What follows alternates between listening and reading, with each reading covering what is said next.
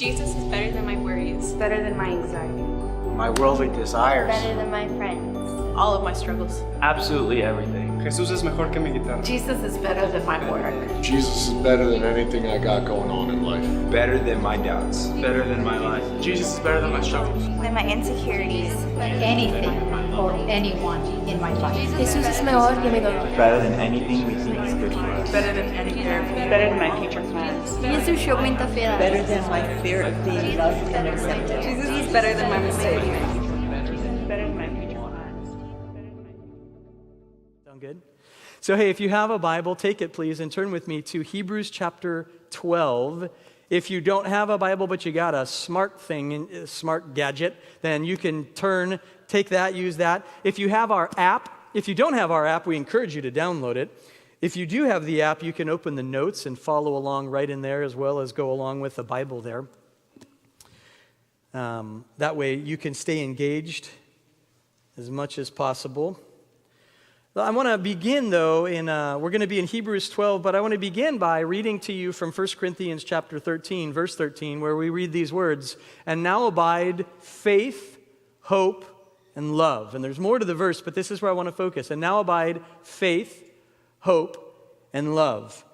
The next these last three chapters of Hebrews really follows along this pattern of faith, hope, and love. Hebrews 11, as we looked at it the last several weeks, really focused on the idea of faith. What does it look like to believe God?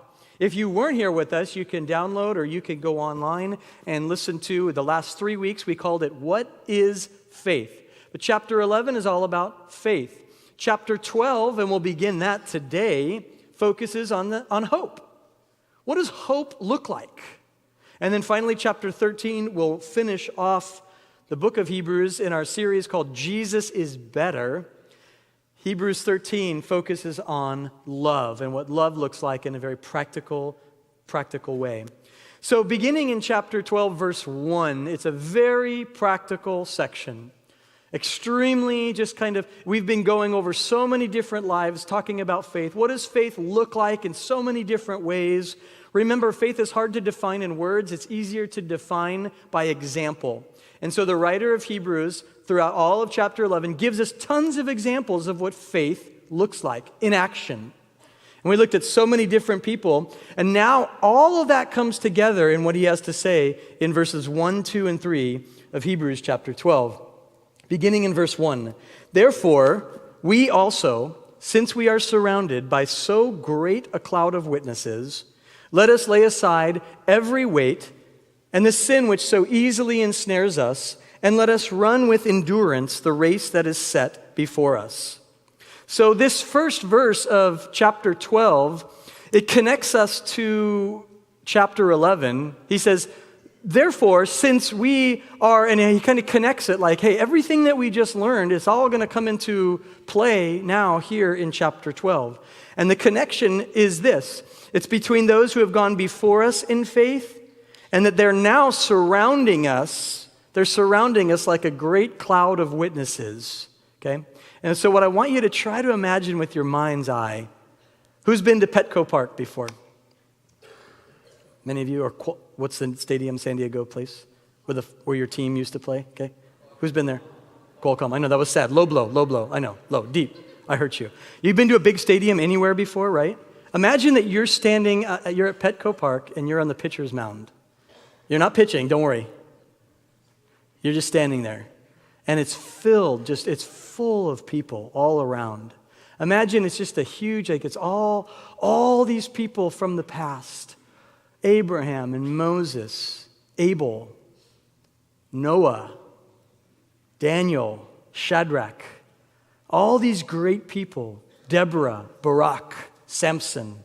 They're all around, they're filling the stadium, and you're standing there. And when you're standing there in a stadium like that, it's hard to see individual people. Instead, what you see is just the mass number of people. It's just this huge mass number of people everywhere. And imagine it's a great cloud of witnesses that's surrounding you. That's what the writer of Hebrews is trying to describe here. We're in a stadium filled with great men and women, And what are they doing now? Guess what they're doing? They're watching you. Okay? They had their time. They had their time when they were on the pitcher's mound. They had their time when they were running the races. They had their time. It's not their time now. Guess whose time it is now? It's ours. It's our time. Some of you are like, yes. Some of you are like, no. To both of you, doesn't matter. It's still our time. Oh, but I'm not good enough. I'm not as good as they are. I'm not as gifted as they are. I don't have as much knowledge as they did. None of that's going to matter. God, at this moment in human history, you are the best person to reach this world. Did you know that? You are the best person to reach this world in 2019. Not Abraham, not Moses, not the Apostle John or Paul or James, none of them. It's your time. You are the right person that God wants to use. They are in the stands, and guess what they're doing? They're cheering for you. They're cheering you on. It's your time. And when you're beginning to feel that fear of, I can't do it, and I'm not going to be able to make it, Abraham would stand up and start cheering, saying, I didn't think I could make it either, but I made it. I can't handle this pressure. It's just too much pressure. And Shadrach, Meshach, and Abednego would stand up and say, we know what pressure feels like. And they wouldn't do it in a judgmental way. They wouldn't make you go like, quit being such a baby. At least you're not being thrown into a fire. They wouldn't say that. What they would say is, listen, this is your fire. We had ours, and now this is yours. And it's your time, and it's your turn. It's a great cloud of witnesses around us. The word for witness in the New Testament, it's a very powerful word. It means so much more than what we utilize it in the English language. In fact, it's the same word witness in the New Testament is the same word for the word martyr. Same word.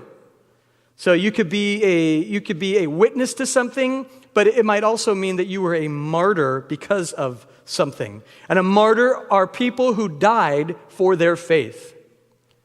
In fact, we read in the book of Acts, the very first witness, we would say, but the other word is martyr would be Stephen. He would witness of Jesus to the people there. So we are surrounded by men and women who have suffered, who have given their lives for Jesus, and they're around us, and they're not saying, oh, you got it easy. Instead, they're saying, we totally understand. We know how hard it is. And we might look at their lives and say, man, at least I'm not being thrown into a lion's den. And they might say, yeah, but at least I don't have to live with the internet. Right? Do you understand? You might look at their life and say, wow, they've got pressures that I never had. And that's true. But you have pressures they never had. And now is our time to rise to the occasion and make a bold stand for Jesus. If we are going to live our lives with faith in God, then the writer tells us we need to lay aside two things. Number one, every weight. And we'll talk about that in a minute. Every weight. Number two, the sin that so easily ensnares us. So we need to, if we are going to run our race, the race that God has called us to, at this time in our lives, we need to lay aside every weight, and we need to lay aside every sin which easily ensnares us. And here's what I think is important that you understand in this idea, and that is that not every weight is a sin. Every sin is a weight, but not every weight is a sin. Let me say that again. Not every weight is a sin, but certainly every sin is a weight. You can't run effectively with weights on. You might practice, right? If you're a runner, you might practice with weights, but you're not going to run the race with weights because it's going to slow you down. And there are things in our lives that are slowing us down from running the race of faith. When you're running a race, anything that adds weight is a hindrance. You want to, if you're a swimmer, you have the least amount on. You want to be as smooth and as fast in that water as you could possibly be. Nothing. I mean, when you're on an Olympic level, right, when it's before that, it doesn't matter as much. But on an Olympic level, Every 100th second that could slow you down, you want to get rid of it. You don't have anything that's going to slow you down. The same is true for runners, especially those 100-yard dash type, 100-meter type races. You want to be as quick as possible. You're not going to wear shoes that weigh so much that it slows you down. No, you want to be as fast as you could possibly be. In fact, a friend of mine, she's a runner she runs for Nike long distances, like 50 and 100-mile races. I call her nuts. I heard her say this she was speaking one place, and I heard her say it like this. She said, if it's not a wing, it's a weight. If it's not giving you wings, then it's slowing you down. How can you tell the difference between a wing and a weight? And so I would describe it like this. In general terms, a wing is something that facilitates our walk of faith, while a weight is a hindrance to it. A wing facilitates a life of faith. A weight slows me down from my calling. A weight slows me down from the things that God has put before me. A weight might be a non-essential, but it's creating added drag to my life. It's not enabling me to move at the pace that God has called me to move in. Right? A parachute might be unnecessary baggage for a mountain climber, but essential for a skydiver. So weights are not necessarily bad. They're not wrong necessarily, but they're going to slow you down. And that becomes a question that you and I have to face, and it's this. If this is my time, if God has called me to right now to run this race for Him, if I am truly, I might dispute this fact, but if God believes I am the absolute best person at this time in human history to make His name known to the world, then will I choose to do so without adding weights to my life? Or am I just on this planet? I'd rather just sit in the crowd with everybody else. But here's the thing. It's not your time to sit in the crowd. Our time will come when we'll be in the stadium. But right now, our time is to be engaged. And if it's not a wing, then it is a weight. And so I would ask you to consider that in your own life. What are the things in your life? Listen, it might not be sinful, but is it slowing you down? And if it is it worth it to you today to say, it's time for me to lay those things aside so that I could run for the Lord a little bit faster? You know, so many of us will say things like this. We'll say, gosh, I just wish I knew God's will in this thing. I wish I knew God's heart in this manner, in this situation in my life. And I want to make a suggestion to you. Sometimes God is there's a silence there, and it has nothing to do with anything you could do or not do. But sometimes it might be that there's just too many weights attached to us. There's too many things in front of us that are keeping us from being able to hear. Maybe it's time to put those things aside so that you could engage with God, so that you could engage in this world even better. So not every weight is a sin, but I do want to remind you every sin is a weight. In fact, he says this. He says to lay aside every sin that easily ensnares us. It's so interesting because the word ensnare, it seems like obvious, but in the Greek, the language is very kind of, it has multiple meanings. And here's one of the meanings. Actually, there's 4 meanings for the word to ensnare. Number 1, to be easily avoided. Number 2, to be admired. There's an interesting definition to the word ensnare. We'll talk about that. Number 3, just simply ensnaring, something that traps you. And then finally, number 4, the word ensnare can mean dangerous. So when the writer of Hebrews says we need to lay aside every sin that easily ensnares us, it has all 4 of these meanings, these little sub-meanings are a part of what that word means. And let me explain kind of each one of those. Okay, if you consider the first one, easily avoided. Isn't it true that there's sin in our lives that could be easily avoided? There's it doesn't have to be there, but it's there. In fact, I was thinking about this in the book of Exodus. I was thinking about these plagues that God brought against Egypt. You remember all the 10 plagues that came against Egypt? And Moses kept coming to Pharaoh and said, hey, if you would let my people go, it would all stop. And then Pharaoh would say, okay. And then he'd say, nah, never mind, no. And then Moses was like, okay, well, here's another plague. over and over and over. And one of those plagues was that God sent frogs all over the land of Egypt. Frogs all over the land of Egypt. And it was so much, I mean, like, let's just be clear here. You would open your flour jar and a frog would jump out. We're not talking like they were in the fields, a lot of frogs. We're talking they were in, open up your cupboard, tons of frogs would jump out.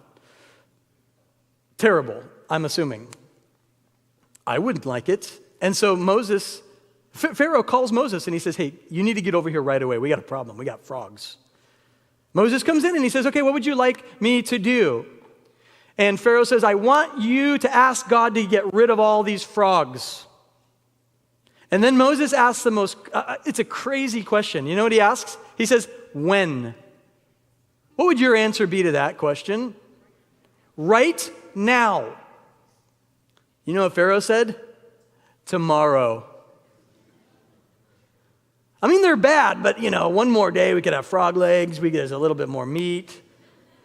Who says tomorrow? Now, before you judge Pharaoh, you might want to, in your own mind, slip your hand up and realize all of us do that. Oh, I want to deal with that. Eventually, I'm going to deal with that. I know it's not good. See, there's things that we allow in our lives that we know are not good for us, but we feel like we've got a handle on it. It could be easily avoided, but we don't do it. And I'm not here to condemn any of you. I'm saying this is the reality. You and I have sin in our lives that we could easily avoid, but we choose not to. We say, like Pharaoh, tomorrow. The word ensnare can also mean to be admired. And how would you admire something like that? But let me remind you, there are a lot of things that the Bible says are bad for us, things that are destructive to us, that today in the world, everybody would say, those are admirable. There's plenty of things in life today where we say, listen, if you don't fight for yourself, then nobody else will. The Bible calls that pride. And in the world, we call that just getting ahead.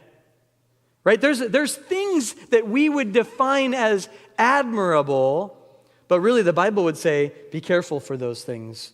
Watch out for those things. And of course, then the idea of the ensnaring nature, that it could be dangerous for you. And it's true that there are things in our lives that might feel harmless today, but the ramifications of letting it stay there can become detrimental. It can even become dangerous. It can even become deadly. Oh, it's just a little bit. It's just a small thing, but those small things we all know can become something that it overwhelms, it becomes monumental in our lives.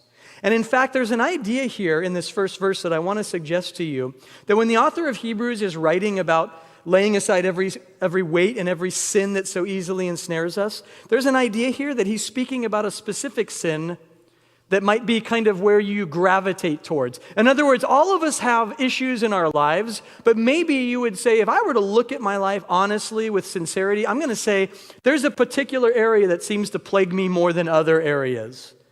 Right? I could go down any area, but there's particular areas that get me the most. I think of Abraham.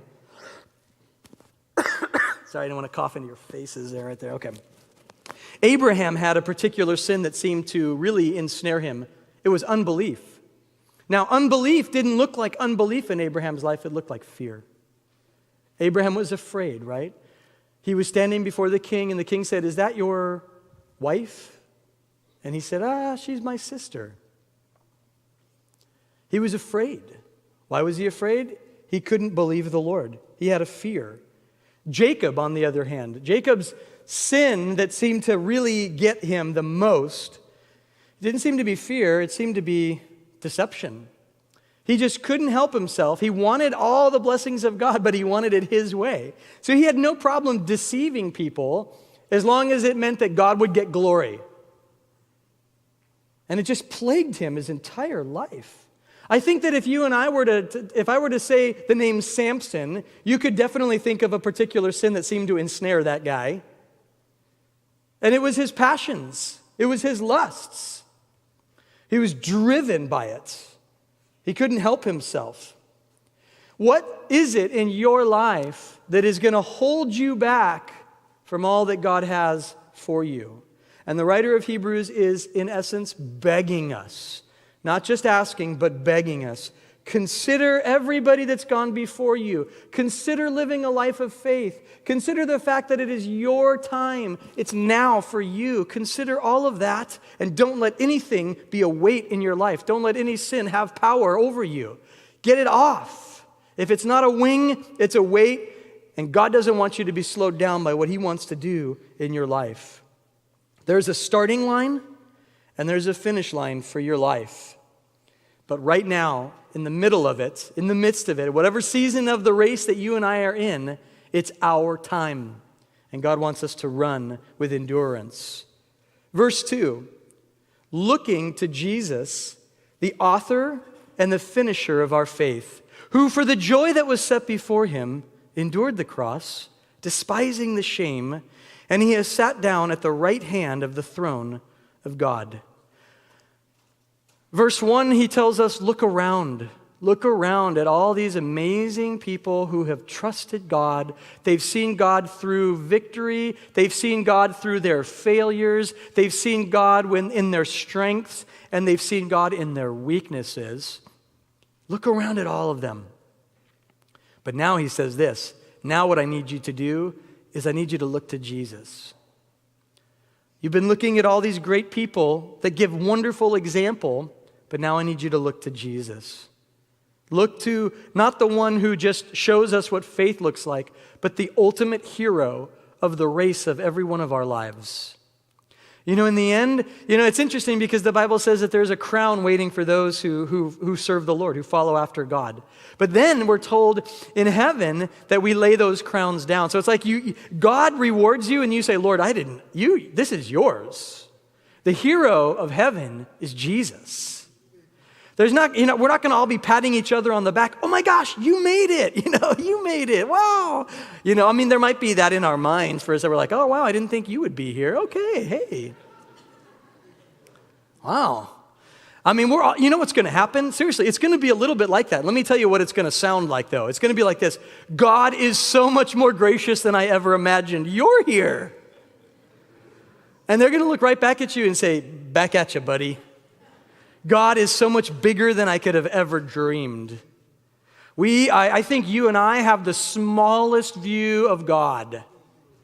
His view is what He sees and what He's doing is so much bigger. But when we get to heaven, we're not going to be looking at each other like, wow, good job. We'll always joke about things like, oh, I can't wait to sit down and talk with Abraham. Let me just remind you, when you get to heaven, you will run over Abraham to get to Jesus. Don't do that literally, but you get the idea, right? There's going to be this thing in every single one of us. The hero of heaven is Jesus. The writer has said that there's a cloud of witnesses surrounding us. Run your race by going all in with the Lord. Get rid of every weight, get rid of every sin. But if you want to win the race that God has set before you, it's not enough just to lay aside weights. It's not enough just to lay aside every sin. It's not enough to know the crowd around you. If you really want to win the race that God has set before you, you got to look to Jesus. And let me explain what this looks like. Maybe when you were younger, or maybe you still run track and field, or you run in if you're running a race, the worst thing you could ever possibly do is look at the people running next to you. Right? Where you got to have your eyes on the finish line. You got to see Jesus. He's there at the end saying, keep coming, keep coming, keep coming. You got this. You're almost there. You're going to make it. The picture we use here, again, that the writer gives us is that of an athlete. An athlete must be singularly focused if they are going to win. Do you think Michael Phelps won those gold medals by checking out the people around him? You look to your left or your right too much, you lose. He wasn't beating them. What was he going after? He was beating time. He wasn't competing against those people. He was competing against the clock. I want to be the fastest. I have a goal in mind. If you're watching the racers around you, you're losing. We want to see Jesus. And by the way, let me remind you, in the race that you and I are in with the Lord, you're not racing against anybody else around you. Because they have their race. And it's unique to them. It's unique to them. We must be singularly focused. We need to lock our eyes on Jesus. Why? Number one, he's the one who can give us strength. He's the one who can give us strength. Number two, he is the one who gives us the example. He's the one who can empower you, but he's also the one who will give you the example of what it looks like. We need both of these so much. Some Christians look to Jesus only as an example. And as I said, we need to look to him not only as an example, but we don't only need just an example. I can't look to Jesus as a moral example in my life. That's not enough. First of all, he's God. So I'm limited. And when I look at him as an example alone, I become limited because I'm not God. I need not only one who can show me what it looks like, but who also has the ability to give me the power to accomplish it. He is both example and he is our enabler. He's the author, the Bible says here, and the finisher of our faith. He's there at the beginning of your race, and he will be there to welcome you at the end of your race. The Apostle Paul said that Jesus is the one who has begun a good work in us, and he will be faithful to complete it. Jesus doesn't start projects that he doesn't finish. You're one of his wonderful projects. Now, I don't like using the word project because that makes you sound like an object. In fact, the word that the Bible uses is not project. You ready? It's poem. You're his poetry. You're his poetry. You're something beautiful that Jesus is writing into eternity in 2019. He's writing this beautiful poem, this beautiful song that will sing for eternity of his goodness, of his love, and of his faithfulness. And it's your lives. And you can look at your life and you can say, man, I think it's not going to be a very good song. But when you bring it all together, you see, when you bring it all together, it's going to be beautiful. One of our closest friends plays in the Philharmonic there, one of the Philharmonics there in Budapest. And we've gotten to go to many of their concerts, and you've seen it all over the world. When you go to those concerts and there's, 100 pieces, 100 different instruments or different, you've got all, you got your violins and your cellos and oboes and strings and winds and you got all, and the drums and the brass, you got it all there. And they go out to their seats and they, start to tune up, right? Trumpets are blowing their things, violins are doing, and it's terrible sounding. It's just everybody looking out for themselves. Everybody's doing, but what's happening? They're all tuning to the same notes. It sounds different, it looks different, but everybody's tuning to the same notes. So that when the leader stands up, taps on the, tick, tick, tick, and the music begins, it's in unison. Friends, our unison is coming in heaven, where the music of our lives will be played for eternity, and it will be beautiful. Today, we need to tune ourselves to Jesus. We look to Jesus. God is a finisher. He didn't just start something in you, but he will finish that as well. The cross was not something that Jesus enjoyed. I think that's almost hard to say for many of us to receive that. Jesus did not want to go to the cross. In fact, he said in the garden, if there's any other way, then let it pass from me. Jesus was not looking forward to the cross. The whole idea of the cross was not something that he thought, this is going to be great. He wanted to be away. He didn't want to go to the cross, but he said this, nevertheless, your will be done. And the Father made clear there was no other way. If there had been another way, Jesus would have taken it. But I want you to notice what the writer of Hebrews says here in chapter 12, verse 2. He says that Jesus, for the joy that was set before him, he endured the cross, he despised the shame, and now he is sat down at the right hand of God. And in this just beautiful, this is such a fun thing to get to express to you, and I hope you could receive it as it's meant. When we ask the question, what is the joy that was set before Jesus that enabled him to experience shame, that enabled him to endure the cross? What was the joy that allowed him to continue? And the answer is, it's not a what, it's a who. You are the joy that was set before Jesus. When Jesus was on a cross, he had vision of your life. He had vision of your children's lives. He had vision of your grandparents' lives. He had vision for the world, and he saw his people coming and gathering. He said, if I'm lifted up, I will draw all people to myself. He had vision that allowed him to see that you would move away from darkness and death and hell, and you would come into light. He saw that, and it enabled him to take one more breath on the cross. It enabled him to endure one more bit of pain on the cross. You were what motivated and fueled him to stay on a cross. You were his power in that moment. You were his perseverance in that moment. He hung on a cross because of you. He was shamefully mocked. You know, we talk about pain, and that it's unimaginable. But there's another element. There's the mocking. And if you have power to stop somebody from saying things about you, wouldn't you use it?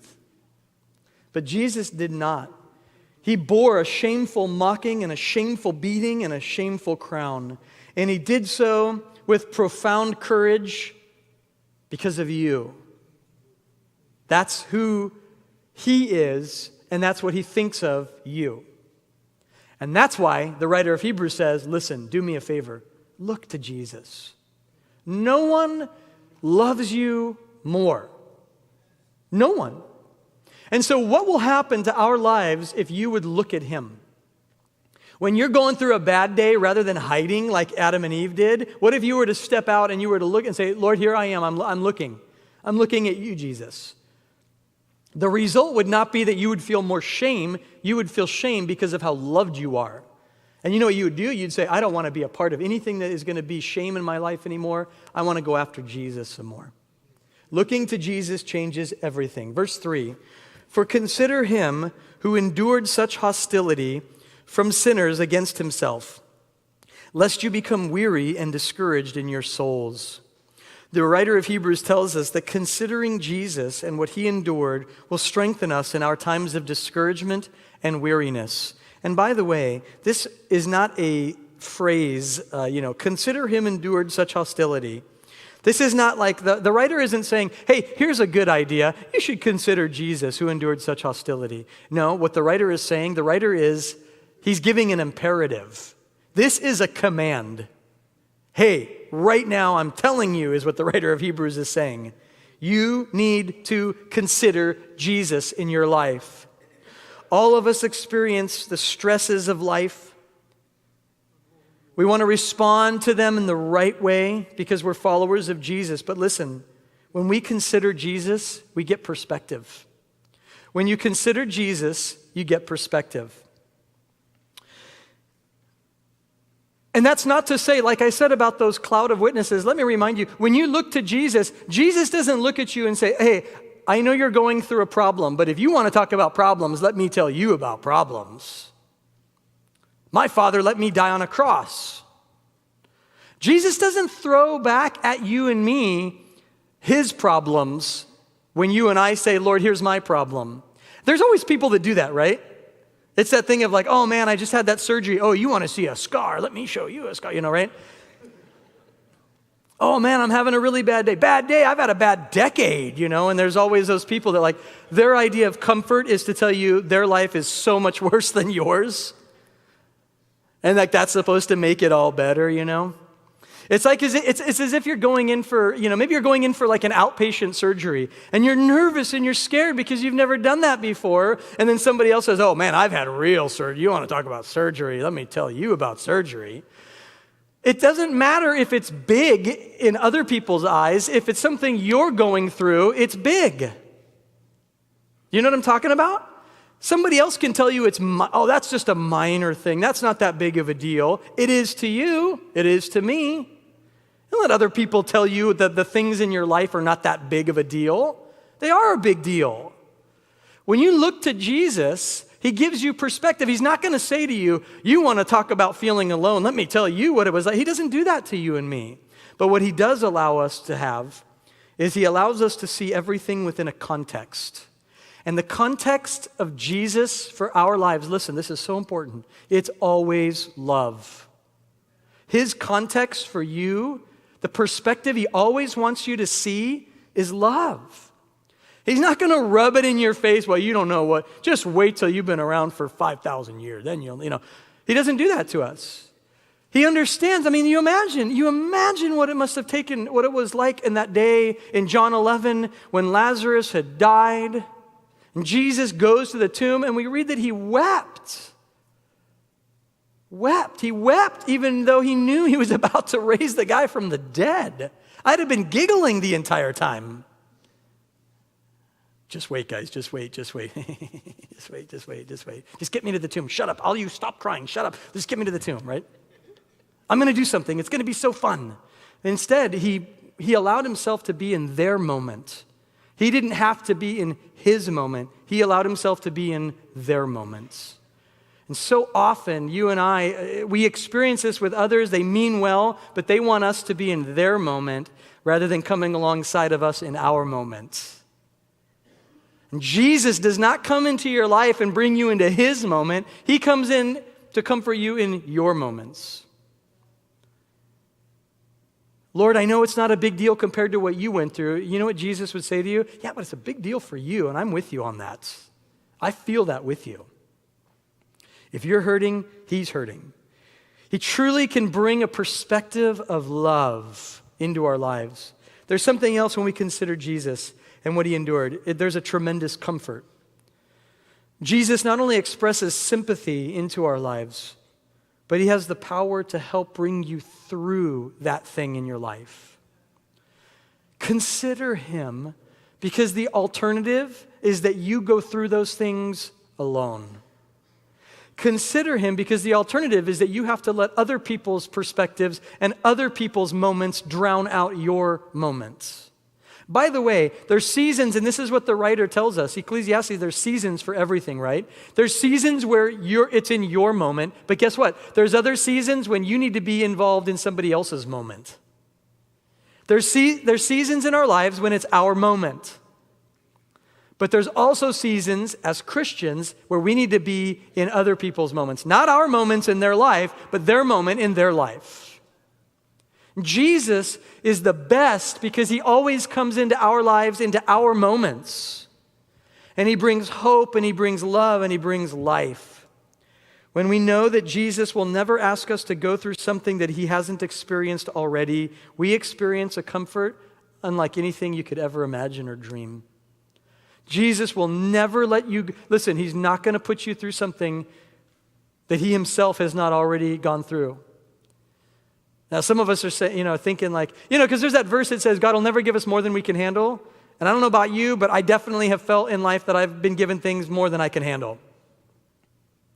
And I think there's a better way to understand that verse. It doesn't mean what I could handle at this exact moment. It's what God could handle in my life. He seems to be able to handle a lot more. Really frustrating at times. God, I can't handle it. He's like, no, but I'm good. I got you. I'm with you. Yeah, but I can't handle it. No, but I'm with you. I can handle that. Yeah, but Lord, this is overwhelming me. Okay, then let me overwhelm you. If you're overwhelmed, let me balance that out. I can do it. I could be more in your life. Look to me. Consider me. Maybe you're weary. Maybe you're discouraged. The answer is going to be, let Jesus come into your moments. Let him into your moments. Consider him. Look to him. Don't stand on the outside feeling like you have to be alone. You don't. Don't just be looking around at everybody else discouraged. Why am I not doing as good as this person? Why am I not doing as good as that person? That's not going to get you. That's not going to get you across your finish line. You want to get across your finish line? Look to Jesus. We're going to trip up. We're going to go into other people's lanes when we look at them. We're going to stumble when we're looking at other people. We're not going to see the path before us. Most importantly, we're not going to see the God who's at the end of it saying, keep coming, keep coming. I got you. Keep coming. You don't have to give up because Jesus is holding you. Look to Jesus, the author and the finisher of our faith, who for the joy set before him endured the cross and despised the shame. Consider him today. That's your homework. That's life homework. Consider the one who endured such things so that you and I could experience his comfort, his peace, and his joy. Let's pray and we'll close in some worship.